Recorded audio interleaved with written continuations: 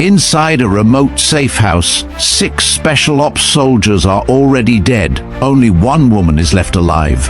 Outside, enemy fighters are shouting her real name, her father's name, even the college where her sister studies.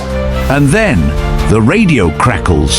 Her own commander is calling for her to confirm identity for extraction. She knows one thing: if she answers, she dies. And in that moment, she creates a call sign no system has ever heard before. What happens next will shake the chain of command, expose betrayal at the highest level, and give birth to a legend the world still whispers about. Stay locked in, because you won't believe how a simple woman transformed into something the military could never control. Subscribe to A Simple Woman, turn on notifications, and let's dive into the story of Dark Angel. The safe house was supposed to be quiet, a place where the team could catch their breath before dawn extraction. Instead, it was a slaughterhouse. The windows had already been blown out, jagged glass crunching under boots and glinting in the flicker of emergency lights. The air reeked of burned powder and iron. Blood spread in uneven pools across the concrete floor, creeping toward the cinder block walls like a dark tide that refused to stop. Lieutenant Elena Cruz crouched behind an overturned table, her rifle across her lap, her pulse hammering against the inside of her skull. She had trained for chaos, but nothing prepared her for this. Her entire 6-man unit, her brothers in arms, lay dead around her. Marcus Tank O'Connor, the giant of a sergeant who had shown her pictures of his newborn daughter that very morning, was staring blankly at the ceiling, his skull punctured clean by a single round. Corporal Jin Park, the team joker barely 22, slumped against the far wall, his chest shredded by automatic fire. Diego Morales, the quiet one who had been saving up to propose to his girlfriend back home, lay face down, a streak of blood marking the path where he had crawled a final few feet before dying. They were all gone, every last one of them, and Elena was left with their ghosts and the terrifying clarity that someone, somewhere, had known everything about their mission. This wasn't random Taliban luck. This was a setup. Outside, voices in Pashto shouted orders with the discipline of men who knew exactly what they were doing. These weren't ragtag fighters. They moved like trained soldiers, systematic, deliberate, sweeping the safe house room by room. The crunch of boots on gravel drew closer, the sound of magazines slapping into rifles echoing through the fractured windows. Then came the words that made her blood freeze. "American woman soldier," a voice called in heavily accented English, clear enough to carry through the shattered walls. "Lieutenant Elena Cruz, daughter of Carlos Cruz from San Antonio, Texas. We know you are here." Her throat went dry. They knew her full name, they knew her father. And then the voice twisted the knife. "We know about your little sister, Sophia, University of Texas. She studies medicine, yes? Come out now, and perhaps she lives to see another day." A wave of nausea rolled through her gut. This wasn't just battlefield intelligence, this was personal, the kind of detail that lived in files buried deep inside classified systems. Someone back home had sold her out. She checked the magazine of her rifle. Half a clip left, 2 spare mags. Even with perfect shooting, it wasn't enough. The bootsteps grew louder, closer, the enemy voices rising with cruel confidence. They thought they had her cornered, and in a way they were right. Her radio crackled suddenly, cutting through the stench and fear. The voice on the other end was one she had trusted for years, Colonel Richard Hale. His calm baritone had guided her through 3 tours, through firefights, through moments when she almost broke. "Viper 6, report status," Hale said. "We're reading multiple hostiles at your position. Identify immediately for emergency extraction." For half a second, relief washed through her. Command had eyes on her. They were coming, they knew. But then her instinct screamed. Something was wrong. She glanced at her watch. 3:47 hours. Extraction wasn't scheduled until dawn, still 3 hours away. Hale shouldn't even be awake, let alone monitoring her frequency, unless he had been waiting for this exact moment. Her gaze shifted to Tank's body. His encrypted tablet lay smashed, but still glowing faintly. She reached over the blood-slick floor and dragged it toward her. The cracked screen sputtered to life. The last incoming message blinked across it. Package confirmed in position. Proceed with cleanup operation. No survivors. Her chest clenched. The message was time-stamped just 20 minutes before the ambush began. It had come from a secure military channel. Only command-level operators could have sent it. The radio hissed again. Hale's voice, sharper now. Viper 6, respond immediately. Confirm status for extraction protocol. Extraction. The word felt like a blade against her throat. It wasn't rescue. It was the next stage of the cleanup. If she confirmed her identity, the helicopter that arrived wouldn't be lifting her out. It would be ensuring she never asked another question. Elena's knuckles whitened on the grip of her rifle. She looked around the room one last time, memorizing the faces of her team.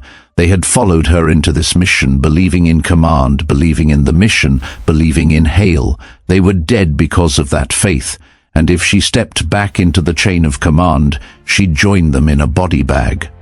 The bootsteps hit the stairwell. 8, maybe more. The metallic click of weapons chambering rounds. Her options narrowed to one. She couldn't be Elena Cruz anymore. Elena Cruz was marked for death.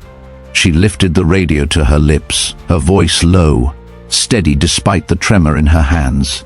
Dark Angel, 2 words invented on the spot. A call sign not recorded in any system, not recognized in any database. Her declaration into the void. For a long moment, silence answered her. Just the hiss of static. She could picture them back at command, scrambling through call sign rosters, searching for a designation that didn't exist. Hale's voice finally came back, laced with confusion and rising anger. Unknown call sign. Repeat your identification. Dark Angel is not recognized. Confirm Viper 6. She allowed herself a grim smile.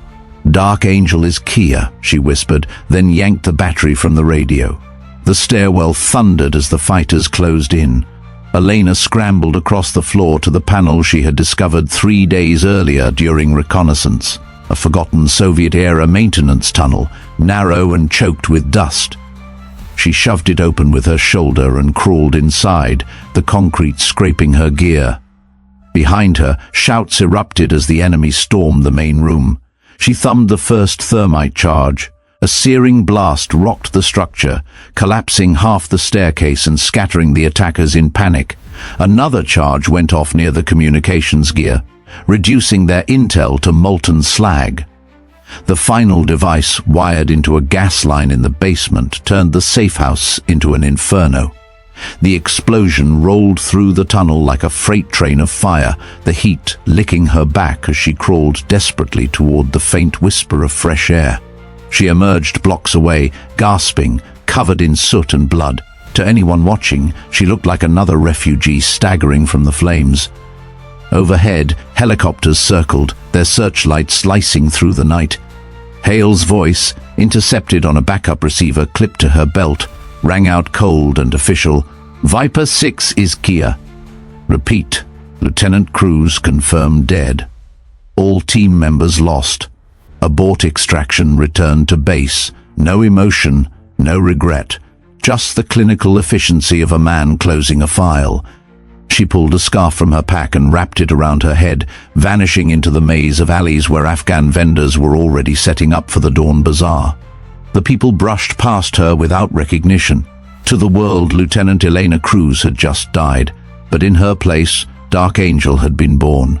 6 months had passed since the safe house exploded in a fireball that lit the Kabul sky like a second sun. The world believed Elena Cruz was dead, and she had allowed that lie to calcify into fact. Every obituary filed, every official report archived, every folded flag delivered to grieving families, it all cemented the truth that Lieutenant Elena Cruz no longer existed, but Dark Angel did. The transformation was not just physical, though that had been brutal enough. Elena cut her hair short and dyed it jet black, the uneven strands giving her face a sharper, more severe frame. She carried new scars now, shrapnel burns etched along her jawline and collarbone, marks she chose not to hide. To anyone who looked too closely, they served as camouflage. War-damaged faces were a dime a dozen in this region, nothing remarkable. But to her, they were battle paint. More important than the scars was the shift in her eyes. Gone was the warm steadiness her team had once teased her about, the calm before the storm look that made her the best marksman in the unit. Now her gaze was colder, measuring, as if she were perpetually studying a target through a scope. Dark Angel didn't blink at ghosts anymore, she hunted them. She moved through safe houses scattered across 3 countries, never staying longer than 3 nights. She learned to sleep in bursts, 2 hours here, 90 minutes there, her dreams haunted by Tank's lifeless eyes, by Jin Park's final joke cut short in blood. Every dawn she woke with a single thought: make them pay. To build the life she needed, Elena began with money. She couldn't rely on any account connected to her old identity. Those were frozen the instant Hale filed her Kia report. Instead, she turned to the criminal networks she had once been trained to dismantle. She robbed them in silence, skimming untraceable stacks of cash from drug mules, intercepting arms shipments bound for militias, and siphoning funds from accounts that no one dared report stolen. She chose her victims carefully, predators who thrived on anonymity and brutality. They couldn't risk drawing attention to their losses, which made her thefts invisible. But money was just the foundation. She needed information, and information meant contacts. That was how she crossed paths with Nadia Voss. Nadia was a phantom in the digital underworld, a hacker whose reputation stretched from Moscow to Dubai. Her real face was a matter of rumor, her allegiances slippery. Some said she worked for intelligence services, others that she was freelance. What Elena knew was this: Nadia had access to databases Elena couldn't touch, and Elena had cash Nadia couldn't resist. Their first meeting took place in the back of a decrepit cafe in Tbilisi. Elena sat with her back to the wall, a scarf covering most of her features, while Nadia slid into the booth opposite her. The hacker was younger than Elena expected, maybe late 20s, with platinum hair shaved on one side and dark tattoos curling down her arm. Her eyes, though, gave away her age, not in years but in miles traveled through shadows.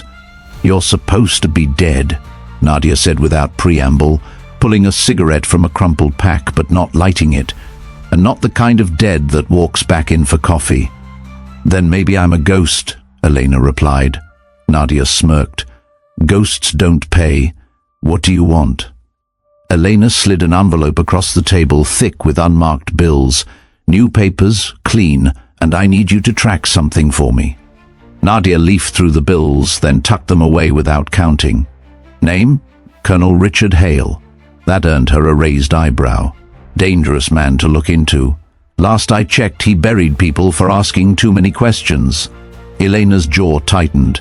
Then he should have buried me better.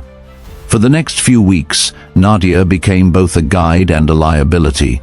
She produced passports under 3 different names, burned into databases so deep they would hold up under airport scrutiny. She mapped Hale's recent travel logs and pulled fragments of encrypted communications that hinted at something larger than one colonel running rogue. Elena didn't trust her, couldn't afford to, but Nadia's skill was undeniable.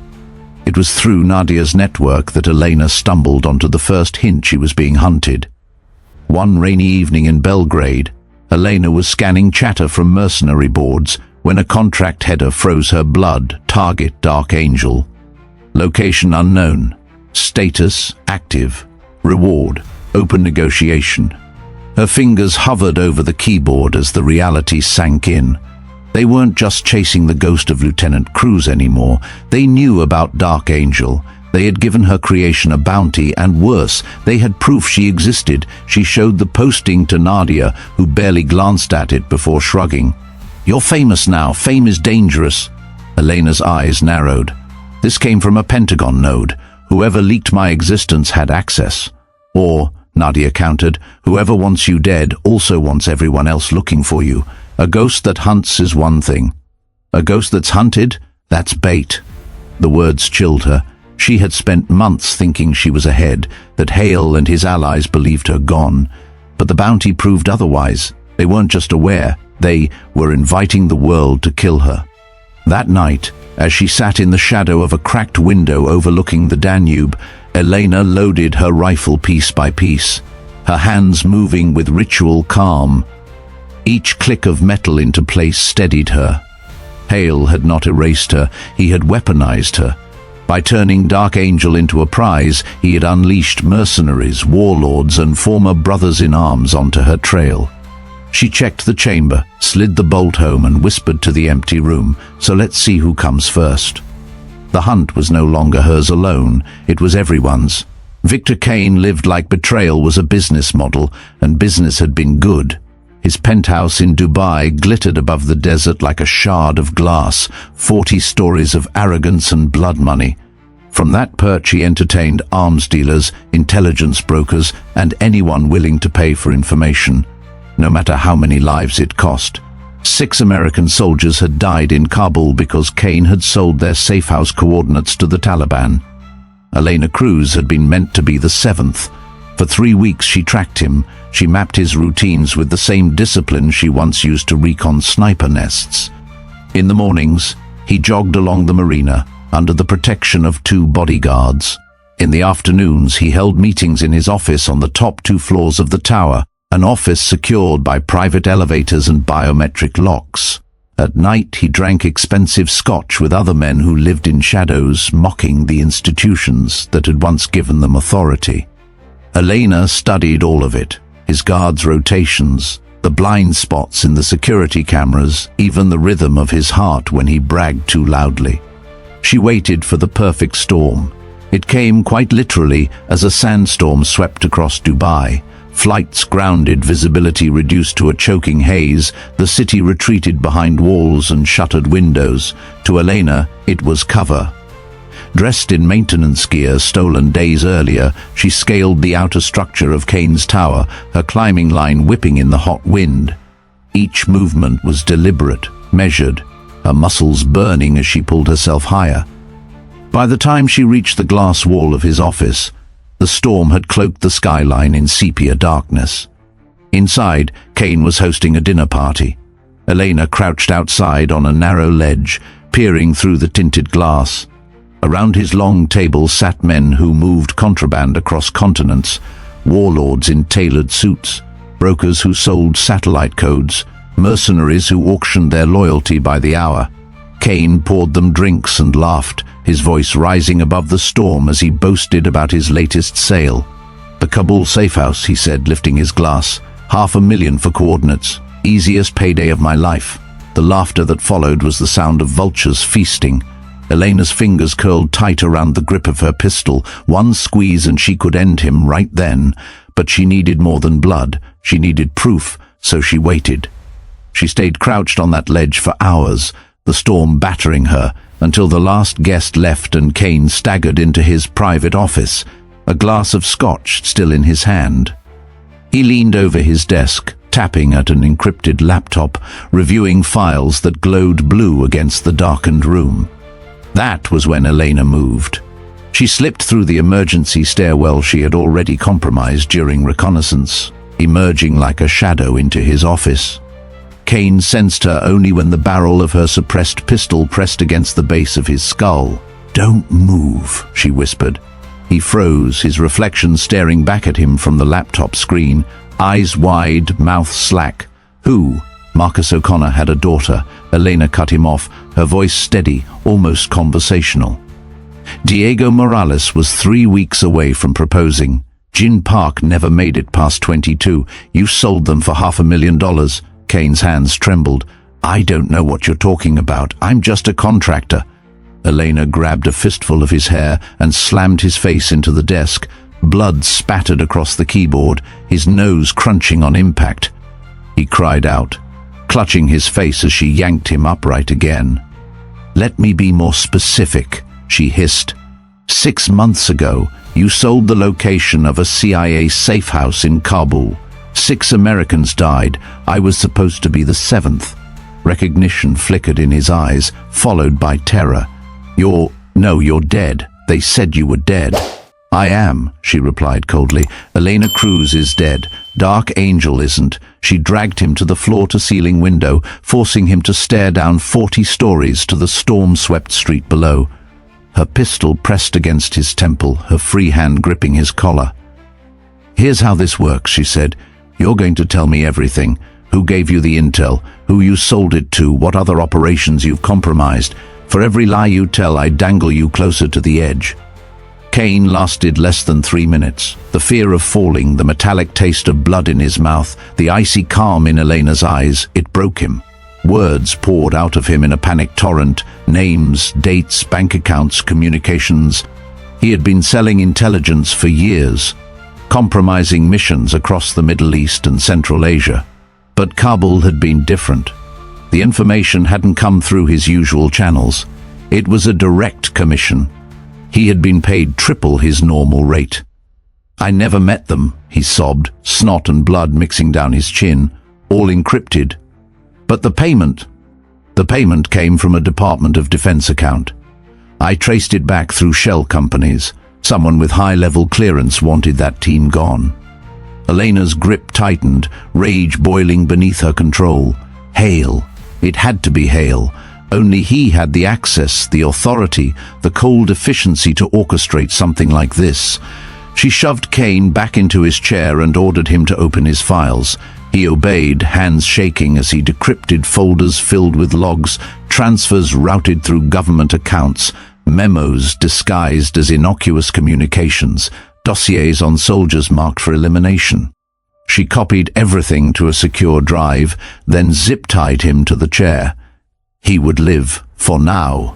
By morning, the files she'd uploaded to a secure server would find their way to agencies across 3 continents. His empire would crumble around him, exposed by his own greed. But Elena didn't linger. She slipped out the way she came, vanishing into the storm. Behind her, Victor Kane screamed for help, his voice muffled by the sand and swallowed by the night. By the time she reached her safe house on the outskirts of the city, the adrenaline had worn off, leaving behind a hollow ache. She spread the files across her laptop screen, scrolling through evidence that confirmed what she had suspected. The betrayal reached deep into the heart of the Pentagon, and at the center of it all was the name she could never escape. Colonel Richard Hale, her mentor, her commander, the man who had called her on the radio calm as ever, while sending her team to their deaths. Elena leaned back, her jaw tight, the storm outside rattling the windows. The hunt wasn't over. It was only beginning. The bounty spread faster than wildfire. Within days of Kane's files hitting the underground networks, every mercenary forum, every encrypted channel, every backroom bar from Kiev to Karachi carried the same whisper: Dark Angel is real. And she has a price on her head. For Elena, it meant no shadows were safe. Hotels turned hostile, strangers lingered too long at cafe corners, and the hum of a passing drone overhead no longer belonged only to militaries. She was being hunted not just by her enemies, but by opportunists who thought they could turn her in for a payday. Istanbul became her crucible. The city was a labyrinth of old stone and modern glass, a place where East met West and information flowed like contraband through the Grand Bazaar. Elena chose it because its chaos gave her cover. But cover didn't last long once the hunters closed in. She was crossing a crowded street near the Galata Bridge when she spotted the tail. A man with military posture pretending to browse phone cases at a street stall. His left ear carried a faint scar from a comms earpiece, and the bulge under his jacket was wrong for a tourist. She ducked into a side alley, weaving through vendors and children chasing soccer balls. Another shadow joined him, then another. Within minutes, she was boxed in. The first shot cracked the air, scattering the crowd into screams. Elena rolled behind a market stall, pulling her Glock from under her jacket. She fired twice, precise and fast, dropping the first pursuer before his weapon cleared its holster.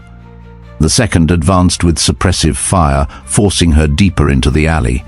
She returned rounds. glass shattering above her as startled pigeons erupted into the sky. She moved like she had been trained, calm, efficient, but with every step, more enemies closed in. These weren't amateurs. Their movements were disciplined, their cover fire coordinated. They were ex-military, like her. Someone had bought professionals. A grenade clinked onto the cobblestones. Elena kicked it back before it could detonate, diving into a side stairwell as the explosion shook the alley and shredded a row of laundry lines. Smoke billowed, giving her precious seconds to sprint across a rooftop, vaulting a gap onto the next building. Bullets sparked off stone behind her heels. She crouched low, breathing hard, scanning the horizon. Across the Bosphorus, the call to prayer echoed, mournful and haunting. But in the narrow street below, her hunters regrouped. She couldn't outrun them forever. That was when she heard the voice. "Dark Angel," a man called in accented English, amplified through a loudspeaker. "You cannot hide forever. You know me. You know why I'm here." Elena froze. The name was familiar, a spectre from Kane's files, Colonel Rashid Alimov, former Soviet officer turned mercenary coordinator, now the operational link between Hale and the Taliban cell that had executed her team. She edged toward the roof's ledge, peering down. There he was, broad-shouldered, thick beard streaked with grey, flanked by guards in tactical gear. His confidence was obvious. This was a man who had directed battlefield massacres like orchestras, who believed control was his birthright. Alimov raised the loudspeaker again. "Your team died because they stumbled into a war bigger than them. I offered them mercy. They chose bullets. You survived because Hale wanted you to. Ask yourself why." The words cut through her like shrapnel. Because Hale wanted you to. A taunt, maybe, or a truth she didn't want to face. Either way, she couldn't let Alimov leave Istanbul alive. She waited until his men spread out, searching stairwells and rooftops. Then she moved. She slipped through a trapdoor into the building beneath her, descending narrow stone stairs that smelled of mold and smoke. Her boots made no sound as she navigated toward the ground floor. By the time she emerged into the courtyard, 2 guards were already there. She dispatched them with swift brutality. 2 shots, sent en masse. Before their radios could crackle, she picked up one of their rifles and slid into the shadows behind a column. Alimov stepped into the courtyard moments later, barking orders into his radio. "Find her, alive, if possible. Hale wants her voice." Elena's jaw clenched. So it's true, she thought. Hale isn't just complicit, he's orchestrating. She broke cover with a burst of rifle fire, cutting down the guard at Alimov's side. Chaos erupted, shouts echoing off the courtyard walls. Alimov dove for cover, returning fire with surprising precision for a man his age. Stones splintered around her as she rolled behind a fountain. The fight turned brutal and close. Elena moved with predatory grace, thinning his men one by one, each muzzle flash a punctuation mark in the dark. Finally, only Alimov remained, crouched behind an overturned table, his weapon clicking empty. She advanced, pistol steady, eyes locked on him. "Why did Hale spare me?" she demanded. Alimov's laugh was low, ragged. "Because you are useful. Because even betrayal can be a tool." He coughed blood slumping against the table. "He promised us weapons, American weapons, in exchange for your death." Elena pressed the barrel against his temple. "And you believed him?" "I saw the shipments myself," he rasped. "Convoys rerouted, crates marked with Pentagon seals. Hale deals in blood. Your blood built his empire." Her finger tightened, and with one shot it was done. Colonel Rashid Alimov collapsed, his secrets spilling into silence. Elena stood over his body, chest heaving, the echo of gunfire fading into the Istanbul night. Around her, the city carried on, horns blaring, vendors shouting, the rhythm of life oblivious to the war fought in its veins. She wiped her weapon clean and vanished into the crowd once more, but Alimov's words followed her like a curse. "Hale wanted you alive. Hale made you a tool." For the first time, she wondered if the betrayal that had forged Dark Angel was only the beginning of a deeper game. The death of Colonel Rashid Alimov reverberated like a seismic shock through the networks that had hunted her. Within hours, encrypted forums buzzed with speculation, each thread filled with mercenaries swearing vengeance or swearing off the contract entirely. But one name surfaced repeatedly in the aftermath, hidden in fragments of chatter: Colonel Richard Hale. Elena already knew. Alimov's dying words had confirmed what Kane's files suggested. Hale wasn't just complicit, he was orchestrating. Still, she needed more than suspicions and whispers. She needed proximity, and for that, she needed bait. Nadia Voss was the only option. They met in a rented loft above a shuttered nightclub in Athens, neon bleeding faintly through the blinds.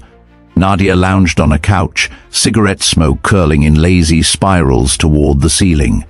She wore a knowing smile, the kind that came from being too clever to be trusted. "You look like hell," Nadia said, exhaling smoke. "Istanbul was messy. You're slipping." Elena dropped a bloodied flash drive onto the table. Alimov's files. He tied Hale directly to weapons shipments. "You'll clean them, trace the routes, and make sure the right people notice." Nadia arched an eyebrow. "And why would I do that?" "Because if you don't," Elena said, her voice flat, "you'll be the only one left alive who can, and Hale's hunters will come for you next." For the first time, Nadia's smirk faltered. She stubbed out her cigarette, snatched the drive, and slid it into her laptop. "You always did know how to motivate people." What Elena didn't tell her was that she intended to use Nadia as more than an analyst. Hale's network already had eyes on the hacker. Elena had traced intercepted communications that hinted at double dealing.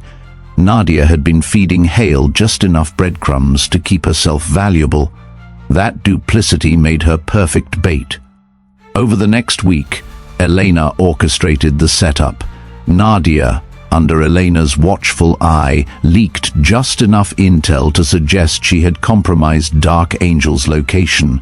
Coordinates pointed toward a derelict Soviet installation in the Caucasus, abandoned since the 80s but still structurally sound. Elena had chosen it carefully, isolated enough for Hale to risk meeting but defensible enough for her to turn into a trap. As the leaks spread, Elena prepared the ground. She planted explosives in choke points, mapped escape routes through old ventilation shafts, and positioned caches of weapons in hidden recesses. Every step was meticulous. She had fought Hale's kind before, men who trusted numbers and firepower. She would use their confidence against them. On the eve of the meeting, she stood with Nadia at the edge of the installation. The hacker fidgeted, her bravado stripped thin by the cold mountain air. "This is insane," Nadia muttered. "If he realizes I played him..." Elena cut her off. "He already knows. He's been using you the way he used me. The only difference is you still have a choice." Nadia swallowed hard. "And what about you? What's left if you win?" Elena didn't answer. She adjusted the suppressor on her pistol, her expression carved from stone. Some questions were too dangerous to entertain. The next afternoon, the convoy arrived. Black SUVs rolled through the crumbling gates, tires crunching on gravel, engines idling like predators waiting to pounce. Men in tactical gear spilled out, scanning the perimeter with the precision of seasoned operators. These weren't hired guns, they were Hale's loyalists, ex-special forces who had followed him into the shadows. And then he stepped out. Colonel Richard Hale looked older, his hair more grey than she remembered, but his posture was unchanged, erect, commanding, the kind of stance that once steadied rookies in combat zones. To anyone else, he might have looked like a grandfather. To Elena, he was the architect of betrayal. He greeted Nadia with the practiced charm of a man accustomed to buying loyalty. "Miss Voss," he said warmly, extending a hand, "you've been very useful." Nadia's hand shook as she took it. I just deliver the data, that's all." "Of course," Hale replied, his eyes narrowing with subtle amusement. "And yet somehow you're always in the right place at the right time. Curious, isn't it?" Elena watched through the scope of her rifle from a perch in the rafters of the old installation, every muscle coiled. The temptation to pull the trigger now, to end it in one clean shot, gnawed at her. but killing him outright would only bury the truth deeper. She needed Hale to expose himself, to confirm his network in front of his own men. The meeting moved inside the main hall, where crates disguised as weapon shipments had been arranged. Hale gestured for Nadia to sit while he opened one of the crates, revealing documents Elena had planted. Photos, contracts, ledgers implicating him in arms deals across the region. His eyes flickered, just for a moment, as recognition dawned. He snapped the lid shut and turned to his men. "We may have a problem." It was the crack Elena had waited for. She tightened her grip on the rifle, exhaled slowly, and whispered to herself, "Your move, Colonel." Above her, the old beams creaked, the entire installation poised like a tinderbox ready for a spark. Every wire she had laid, every charge she had set, every escape route she had mapped, it all hinged on the next few seconds. Dark Angel was no longer running. She was waiting for the man who had betrayed her to step fully into the trap. The first shot shattered the fragile silence of the installation. One of Hale's men dropped, a neat hole through his visor. Chaos erupted instantly, shouts, muzzle flashes, boots hammering against concrete. Elena moved along the rafters like a phantom, firing with cold precision, each shot puncturing the trust Hale's men had in their perimeter. "Contact!" a voice bellowed. Gunfire chewed through the beams above her, splinters raining down, but Elena had already moved. She slid down a support cable, landed behind a stack of crates, and triggered the first charge she had planted. The explosion ripped through the east wing, scattering Hale's operators and filling the hall with choking smoke. Amid the chaos, Hale stood at the center, unflinching, pistol drawn. His voice carried above the storm of bullets, commanding, steady, "Find her, she is one woman, one!" Elena's lips curled into a grim smile. One woman had already torn his empire to pieces. She weaved through the smoke, picking off stragglers. Every corner was a trap she had set in advance. A tripwire detonated near the stairwell, a concussive blast hurling 2 men into the wall. Another charge sealed the exit Hale's men had planned to use. Each move narrowed his options until he was isolated, cut off from reinforcements, alone in the crumbling heart of the compound. Finally, it was just the two of them. Hale crouched behind an overturned table, blood trickling from a cut above his brow, his pistol steady on the shadows. Elena stepped into the faint moonlight streaming through a broken window, her rifle aimed squarely at his chest. "It's over," she said, her voice low but clear. "Your men are finished. Your network's files are already transmitted to 6 agencies. By morning, the world will know what you've been doing." Hale laughed bitterly, shaking his head. "You think this ends with me? You think I built this alone? You sold out your own," Elena spat. "You killed 6 men who trusted you. They were soldiers," Hale snapped back. "Expendable. Do you think Congress funds black operations without plausible deniability? Do you think we keep this country safe by playing fair?" He coughed, blood staining his teeth. "You were never meant to die that night. You were meant to prove a point." Her grip tightened on the trigger. "What point?" "That a soldier unbound by the system is the perfect weapon," Hale said, his eyes gleaming with something between pride and madness. "You were the test case, Elena. They needed to see if one operator could survive outside the chain of command, fueled only by vengeance. And you didn't just survive, you thrived." The words hit harder than any bullet. "They?" she demanded. Hale smiled, the kind of smile that revealed defeat, but also satisfaction. "A committee. Men you'll never see, never name. Generals, senators, executives. They call it the Directorate. They designed your death, your rebirth. They turned you into Dark Angel." For a heartbeat, Elena froze. All this time she had been chasing Hale, believing he was the mastermind, but he was only a handler, a cog in a machine so vast it swallowed nations. "You're lying," she whispered. His laugh was hollow. "Am I? Look at yourself. You're not a lieutenant anymore. You're something else. They wanted a legend, a ghost, and you gave them exactly what they asked for." She raised her rifle, anger and clarity converging into a single moment. Then they'll learn ghosts can bite. The shot echoed like judgment. Hale's body slumped against the table, his pistol clattering to the floor. His final smirk lingered even as life drained from his eyes, as if he believed the directorate would outlive them both. Elena lowered her weapon, chest heaving. Around her, the compound burned, smoke twisting upward like a signal fire. She knew Hale's death wasn't the end. It was an opening, a doorway into a darker war against men hidden behind walls of bureaucracy and wealth. She triggered the final charge and slipped into the tunnels beneath the installation, her silhouette swallowed by dust and shadow.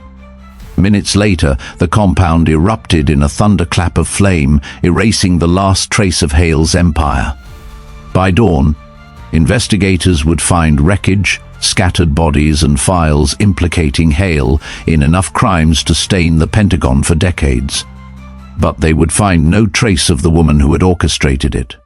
Officially, Lieutenant Elena Cruz remained Kia in Kabul, a name etched on a wall of heroes. Unofficially, whispers carried across battlefields and backrooms alike. When the system betrays its own, beware the wings in the dark. Dark Angel was no longer just one woman, she was legend. And legends don't die. And that's how a simple woman, forced to bury her own name, became the shadow the world now whispers about, Dark Angel. Thank you for watching and being part of this journey with us. If this story gripped you, make sure to hit subscribe to A Simple Woman, turn on the notification bell, and never miss the next legend we uncover. Now I want to hear from you. Do you think Dark Angel is truly justice, or just another ghost created by betrayal? Drop your thoughts in the comments. I read every single one. Don't click away just yet. More powerful stories are waiting for you right now on the end screen.